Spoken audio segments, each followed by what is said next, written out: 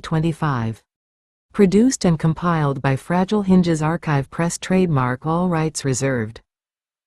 This work, including all text and original content, is protected under copyright law. No part of this material may be reproduced, distributed, or transmitted in any form or by any means without authorization from PNTR Network. Trademark. The Trail of Cthulhu Dying of St Margarets is a role-playing game adventure module with 8 major sections or scenes instead of traditional chapters. Each scene advances the narrative of cosmic horror centered around St Margaret's Island and the mysterious color. Scene 1. Arrival at the school. Investigators arrive at a gloomy Victorian boarding school on a remote island. They encounter staff, pupils, and learn about the oppressive color sapping life and vitality. Social credit ratings affect investigator status and access. Initial investigation and clues set a bleak, unsettling tone. Scene 2. The Sanatorium focuses on the school's sanatorium where sick children suffer from strange illnesses linked to the color. Investigators meet Nurse Mackie and observe symptoms of accelerated decay and frailty, deepening mystery and dread. Scene 3. The attic. Investigators explore the school's attic, base of the occult group, Seekers of Truth. The attic holds their personal effects, research notes, and a strange infernal machine connected to the meteor and color. Clues detail the Seekers' fate and their doomed journey beneath the school. Scene 4. The Grey Sailor. Local pub setting where investigators interact with island locals who provide guarded information about the Seekers and impacts of the color on village and school life. Social dynamics and subtle tension enhance the atmosphere. Scene 5. The workshop. Located beneath the disused school theater, the workshop contains extensive research piles and the infernal machine. It acts as a portal to a horrific dimension, hinting at the cosmic horror's source. The scene advances towards the climax with focus on revelation and dread. Scene 6. The Bay. A rocky, inhospitable coastal area marking the meteor impact site and cave entrances. Environmental decay from the color is intense here. Investigators collect physical clues and prepare for descent into the caves, heightening tension and cosmic horror atmosphere. Scene 7. The caves. The climax. Location deep beneath the island where the Seekers disappeared. Investigators confront the color's cosmic horror, a life and sanity-draining force. No combat or heroic victories occur. The scene focuses on investigation and existential despair ending in madness or death. Scene 8. Interlude and epilogue reflects on the psychological toll and futility of the investigator's quest. The narrative closes on bleakness and inevitability, emphasizing loss, despair, and anticlimactic resolution. Guidance for player character resolutions is provided, reinforcing cosmic horror themes. This adventure emphasizes mood, investigation, and psychological horror with a purist Lovecraftian style, avoiding combat and heroic fantasy. It gradually builds dread through environmental descriptions, NPC interactions, and unfolding cosmic mystery, culminating in a chilling existential finale. The scenes listed in the Guidebook, Trail of Cthulhu, Dying of St Margarets, are: Arrival at the school, the Sanatorium, the San, the Attic, the Grey Sailor, the Workshop, the Bay, the Caves. Interlude, Drives. Epilogue. Scene 1. Arrival at the school. Summary. The investigators arrive at St Margaret's Island at the start of the academic year in September. They are met at the dock by Bartholomew Althorpe, the physics teacher, who drives them to the school. Depending on their social credit rating, investigators either attend a formal welcome including tea with the headmistress and high tea or are assigned menial tasks such as carrying luggage and serving meals. The school is an isolated, aging Victorian boarding school with a gloomy atmosphere. The pupils are mostly from wealthy Southern England families or local scholarships. Residents and staff seem sickly, unmotivated, and the school appears aged beyond its years. The investigators learn of the Seekers of Truth, a group of occultists and amateur scientists who worked at the school but vanished mysteriously on the 14th of July. The school and island are affected by an unnatural shimmering haze called the color, seeping into buildings and draining life. Day-to-day life follows strict routines with teaching starting in the morning, meals at set times, and social divisions heavily influenced by credit rating.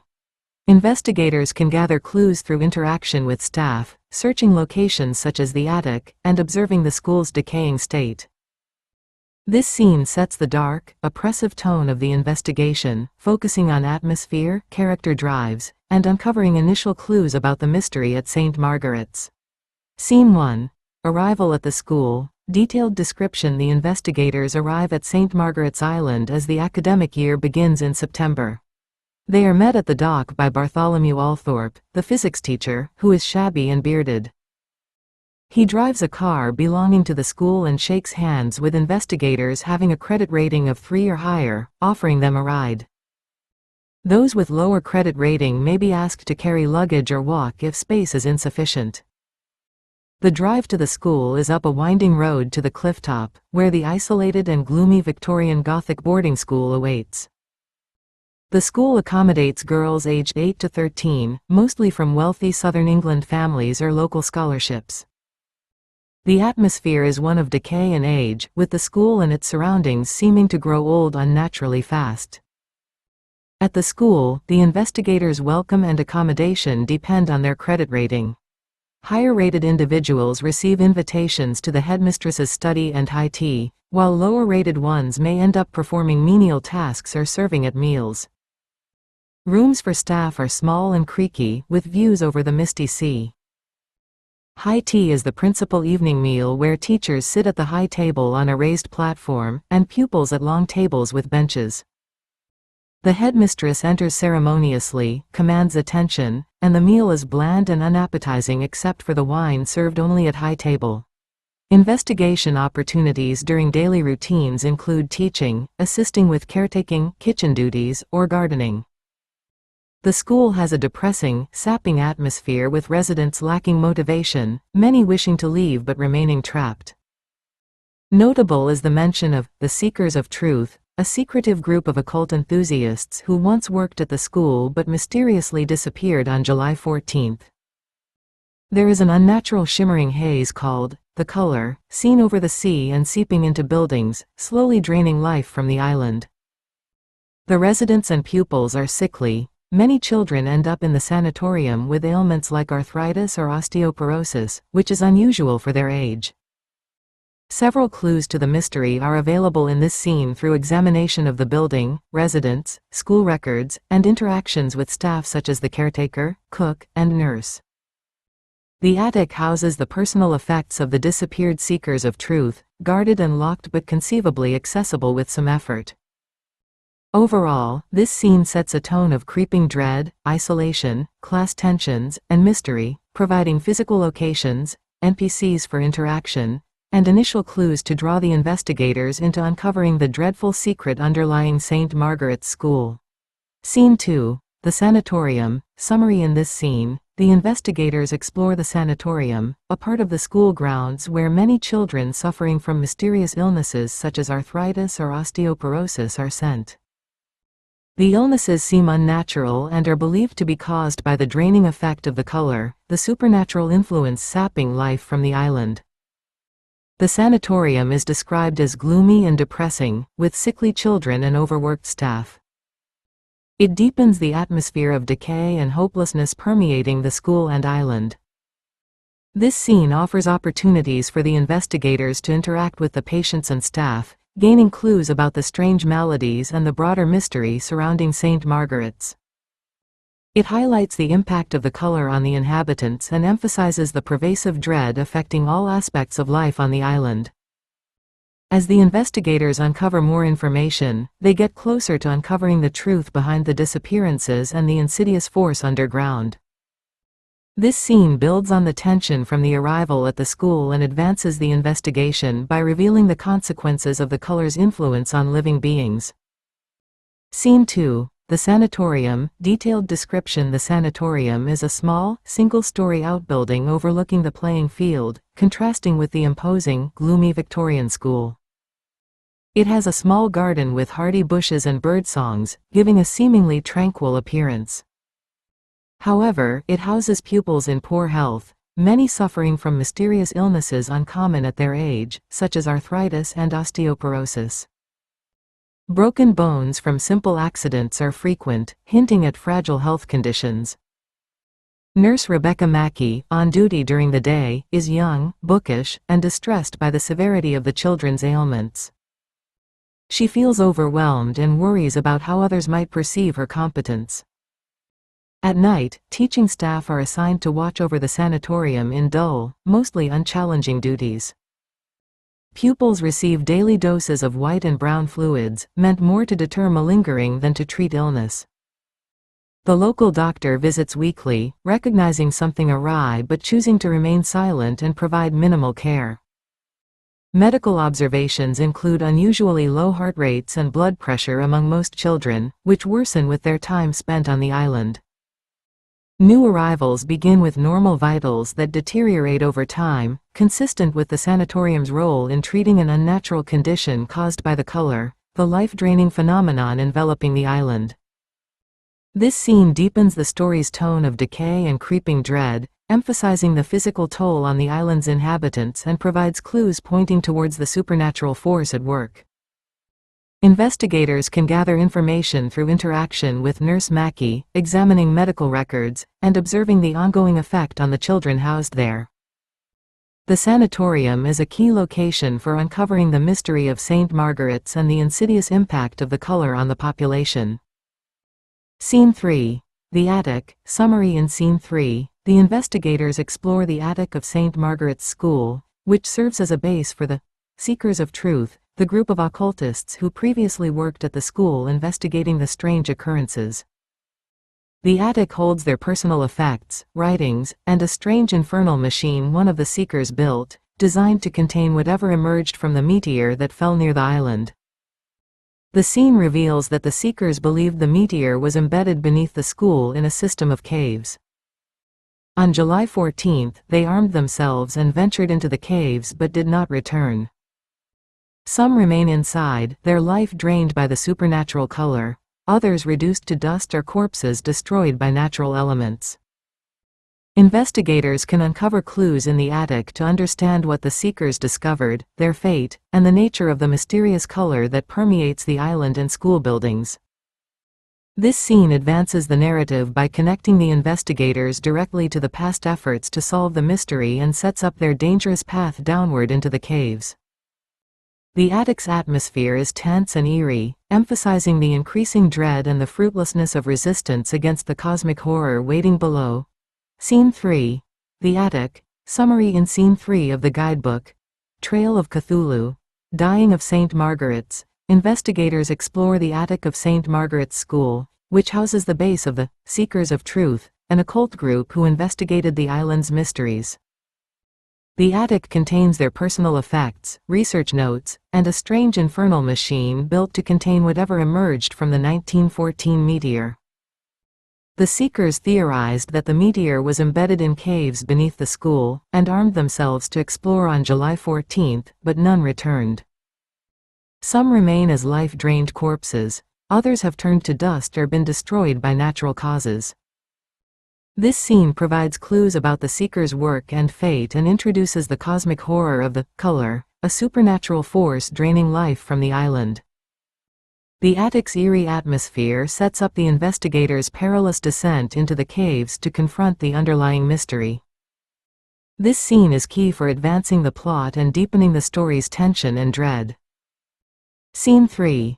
The Attic. Detailed description. The attic is situated at the top of the main staircase of St Margaret's School and is locked, with the caretaker holding the key. While entering the attic might draw suspicion, those with sufficient credit rating, 3 or above, need to use persuasion skills wisely to explore it alone. Lower credit ratings require plausible excuses but attract less scrutiny. Inside, the attic is vast and cluttered. Near the entrance are trunks belonging to current pupils, school records are stored in filing cabinets, and in a disorganized heap lie the personal effects of the Seekers of Truth, the occult group who had investigated the island's mysteries.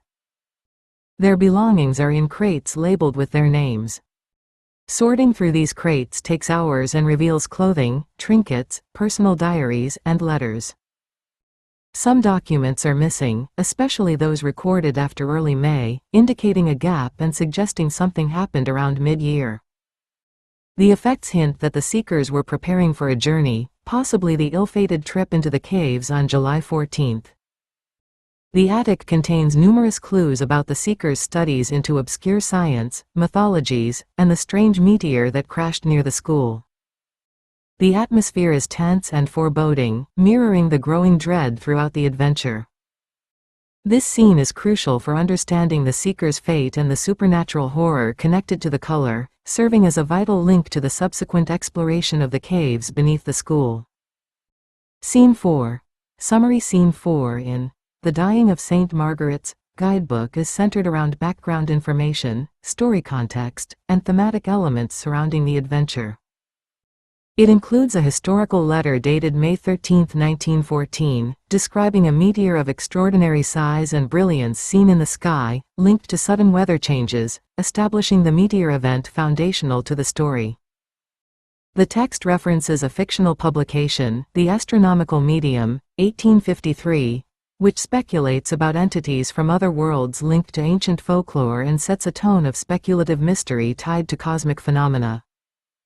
The color is introduced as an unnatural, shimmering haze that permeates the island and school, seeping into buildings and living things, but described subtly to preserve mystery and avoid revealing too much too soon.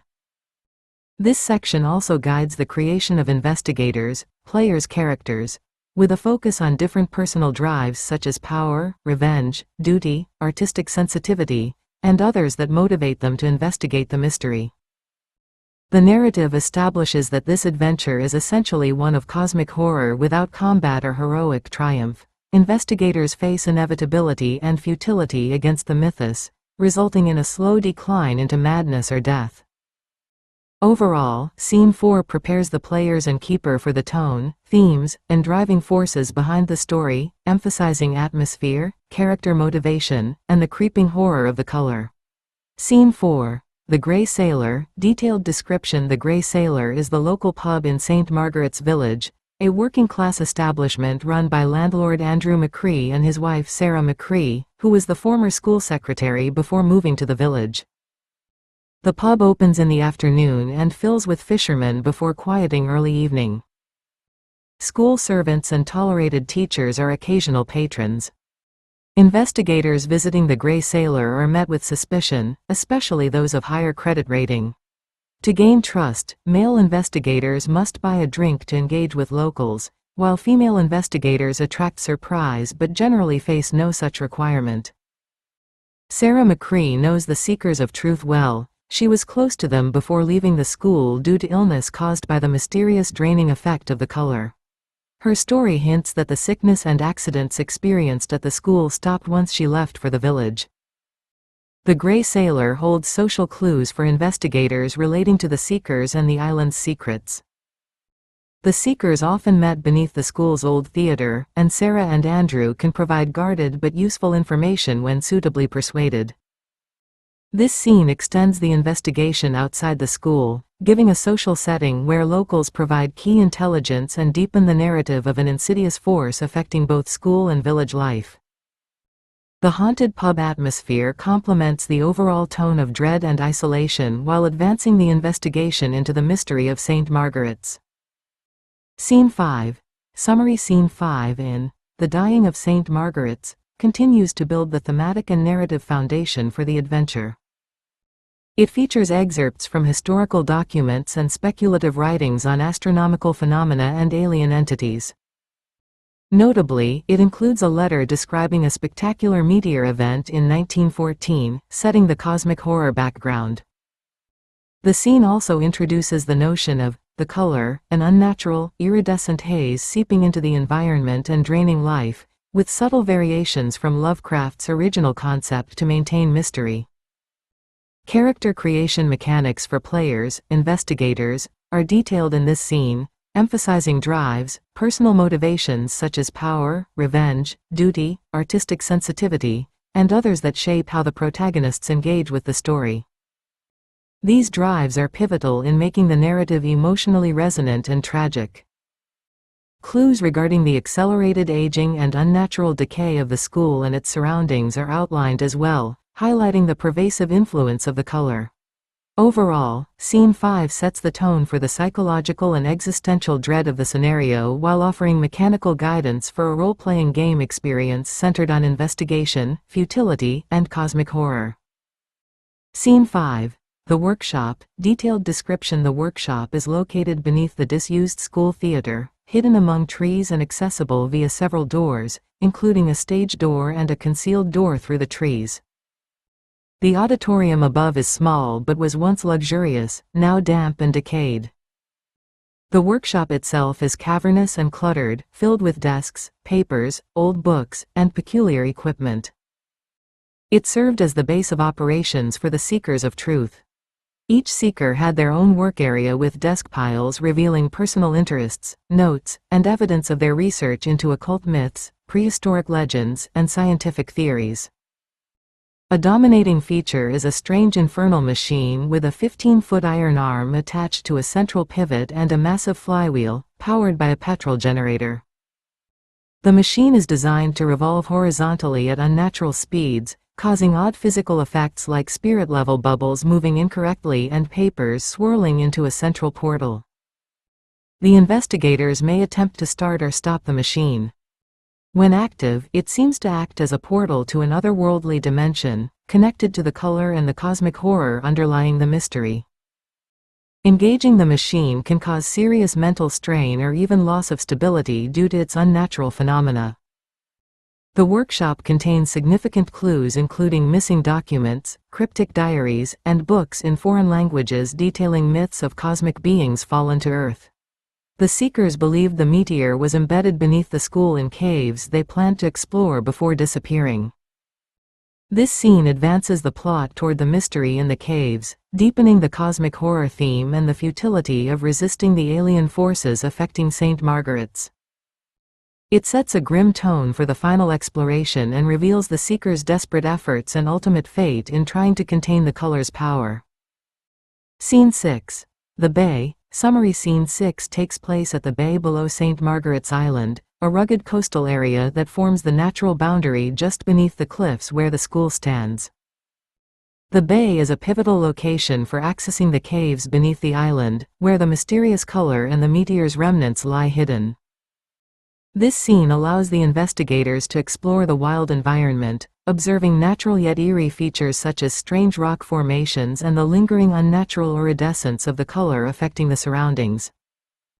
The investigators can gather physical clues related to the cave's entrances, the meteor impact, and the environmental decay caused by the color's spread. The unsettling atmosphere emphasizes the looming cosmic horror and the isolation of the island. This scene is crucial for preparing the investigators for their descent into the caves and the approach to the climax of their exploration. It continues the narrative of unnatural degradation and the horror underscoring the whole adventure. Scene 6. The Bay. Detailed description: in Scene 6, the investigators arrive at the bay of St Margaret's Island, a harsh, rocky beach at the base of the cliffs under the school. The bay is where the meteor mentioned throughout the narrative is believed to have landed, possibly embedding itself into the caves below the cliff. The scene serves as a calm moment before the climactic descent into the caves, allowing the investigators to prepare mentally and physically while observing the eerie environmental effects of the color. The air shimmers with an unnatural iridescence that permeates the rocks, water, and the atmosphere itself, a manifestation of the life-draining supernatural force. Investigators can pick up crucial clues about the meteor's impact site, the strange geological softness of the rocks, and corroborate that the meteor must have crashed into the sea and now resides buried in the cave system. The shimmering haze here intensifies the sense of an alien presence affecting the natural world. The bay is described as inhospitable, with oily stones and unusually cold waters, reinforcing the hostile and unwelcoming nature of the island. The scene contributes to the dread by highlighting the pervasive reach of the color and setting the stage for the investigators' venture underground. This tranquil yet ominous environment provides a spotlight moment for reflection before the investigators plunge deeper into the mystery in the adjoining caves, emphasizing isolation, cosmic horror, and the futility of confronting the mythos. Scene 7. The Caves. Summary. Scene 7 takes place in the cave system beneath St Margarets Island, where the seekers of truth disappeared while investigating the meteor that fell in 1914. Investigators follow their trail into these dark, dangerous caves to confront the supernatural force called the color. Within the caves, some of the seekers remain as life-drained corpses, while others are reduced to dust, destroyed by natural causes or the color's influence. The caves are filled with an unnatural iridescence and oppressive atmosphere that drains the life and sanity of those who enter. Here, the investigators confront the ultimate truth of the story, the unstoppable, incomprehensible cosmic horror symbolized by the color. There is no heroism or final battle, rather, the scene ends in a quiet, inevitable defeat, echoing classic Lovecraftian themes of futility against the mythos. This scene serves as the climax of the adventure, highlighting themes of despair, madness, and insignificance in the face of cosmic forces. Investigators may return changed, physically, mentally, or not at all. The narrative explicitly precludes combat, emphasizing investigation and psychological horror instead. The end evokes an anticlimax with investigators realizing their powerlessness and the ultimate hopelessness of their quest. The guidebook, Trail of Cthulhu, Dying of St Margarets, contains 8 major scenes in the adventure. Here are the scenes summarized. 1. Arrival at the school. Investigators arrive at St Margarets School on an isolated Scottish island, meet staff and pupils, and get a sense of the gloomy atmosphere and the mysterious, sapping life. 2. The Sanatorium. Focus on the sick children suffering from unnatural illnesses, emphasizing the draining effect of the color and providing clues from interactions and observation. 3. The attic. Investigators explore the attic, the base of the seekers of truth, uncovering the occultist's research, personal effects, and the infernal machine related to the meteor. 4. The Grey Sailor. The local pub setting where investigators can gain info from villagers about the seekers, the island, and the effects of the color. 5. The Workshop. The underground workshop beneath the disused theater, containing research piles, an infernal machine acting as a portal, and critical clues about the seeker's fate and the color. 6. The Bay. Coastal area near the meteor impact and cave entrances.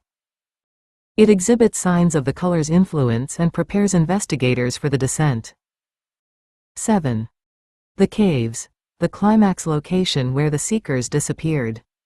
Investigators confront the cosmic horror of the color in the caves, facing inevitable futility without combat or heroic victory. 8. Interlude and Epilogue. Not fully detailed here, concluding the narrative with reflection on the story's dark fate and the psychological toll on the investigators. The story is a Lovecraftian cosmic horror adventure emphasizing investigation, psychological tension, and creeping dread with a bleak, anticlimactic resolution. Scene 7. The Caves. Detailed description. The caves beneath St Margaret's Island form a complex system leading down from the cliffs below the school. They are the final location in the adventure where the seekers of truth disappeared after their investigation of the meteor that crashed in 1914. As the investigators explore deeper, the environment becomes increasingly oppressive with a dense, luminous haze known as the color filling the vast caverns. The color drains life and sanity, creating a gloom that saps motivation and willpower. In the caves, some of the seekers remain as bodies drained of life, lying motionless on the cave floors with open eyes staring vacantly. Others have disintegrated into dust, their corpses destroyed by the harsh environment or the color's influence. Touching or disturbing these bodies causes them to crumble further, inducing mental strain on witnesses. The caves are difficult to navigate and require skills such as biology, geology, or outdoorsmen to make progress. Investigators discover remnants of the seekers' base camp, their personal items, and the eerie evidence of their slow demise. The climax of the adventure is a quiet and inevitable confrontation with cosmic horror. There is no heroic fight or banishing ritual. The investigators realize the futility of their efforts against the mythos. The story ends on a note of despair, madness, or death, in classic Lovecraftian fashion. This scene is pivotal in concluding the narrative's themes of futility, despair, and insignificance, leaving the investigators and players to reflect on the psychological toll of their discovery. The adventure is combat-free, emphasizing investigation, mood, and character drives, culminating in a somber anti-climax surrounded by the inescapable color. Scene 8, Interlude and Epilogue. Summary. Scene 8 serves as the concluding part of the adventure, the dying of St Margarets. It functions as an interlude reflecting on the disastrous outcomes and the emotional and psychological toll on the investigators after confronting the cosmic horrors beneath the school and on the island. The scene holds a somber tone, emphasizing that the story ends not with heroic triumph but with an anti-climax. The investigators realize the futility of their efforts against the cosmic force known as the color, with no promise of victory or escape. This reinforces classic Lovecraftian themes of inevitability, despair, and madness. Players are reminded that this scenario does not involve combat and that the story focuses on investigation, emotional character drives, and gradual erosion of hope. The end might see the investigators return to their lives mentally broken or succumb to insanity. This scene ties up loose ends by emphasizing the futility and cosmic insignificance of trying to confront such ancient alien forces. It leaves players with a reflective, chilling conclusion to the narrative arc. Scene 8, Interlude and Epilogue. Detailed description. The final scene, Scene 8, serves as an interlude reflecting on the aftermath of the investigation and the epilogue to the adventure. Following the climactic exploration of the caves and encounter with the color, the investigators are left to confront the profound futility of their quest. In this somber closing, the narrative emphasizes the impossibility of triumph against the cosmic horror symbolized by the color. The investigators have no heroic victory or closure. Instead, they face a tragic outcome that aligns with classic Lovecraftian themes of despair, madness, and insignificance. The keeper is encouraged to focus on each investigator's personal drives, reminding them that whatever motivated their investigation has been rendered meaningless by the overwhelming horror. Players are asked whether their characters give up hope, and those who do suffer an immediate mental collapse, losing stability points and drive. The epilogue allows players to narrate the final fate of their characters, whether they remain trapped in the cave, slowly drained of life, return broken to the world, or end in madness or death. This open-ended conclusion places the narrative weight on psychological horror and the emotional impact of the investigation rather than action or combat. The adventure concludes with a reflective, chilling silence rather than a climactic battle, staying true to the scenario's purist cosmic horror style. However, guidelines are provided for adapting the adventure to a more action-oriented pulp style if desired, adding more vivid horror and potential combat elements. Overall, Scene 8 ties the story together by underscoring the themes of existential dread and the inescapable power of the mythos, leaving a lasting emotional impression on players and characters alike. Strategy Guide for Game Masters and Storytellers using The Dying of St Margarets. This adventure module is a purist Lovecraftian cosmic horror scenario set on a remote Scottish island and centered around the mysterious color. The following strategy guide offers world-building tips, storytelling advice, and practical guidance for game masters running this scenario. 1. Emphasize atmosphere and tone. Focus on building a brooding, oppressive atmosphere from arrival at the school through to the final caves. Use descriptions emphasizing decay, isolation, unnatural aging, and the draining color to evoke dread and hopelessness. Avoid heroic fantasy tropes. Highlight psychological horror, creeping dread, and existential futility.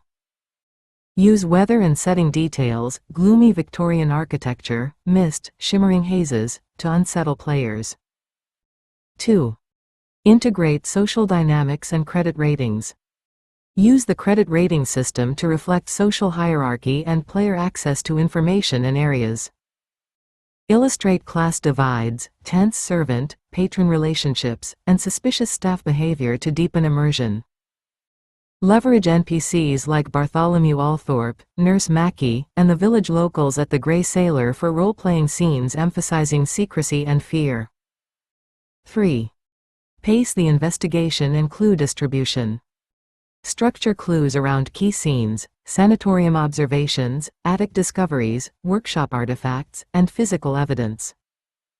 Allow players to pursue various investigative threads, including occult lore, medical records, and local gossip. Ensure hints about the color, the seekers of truth, and the meteor's cosmic horror origin emerge gradually. 4. Manage player drives and psychological effects. Encourage players to choose and engage with personal drives, power, revenge, artistic sensitivity, duty. Use drives narratively to increase emotional involvement and tailor NPC interactions. Leverage stability points and mental stress mechanics to illustrate the toll of investigation.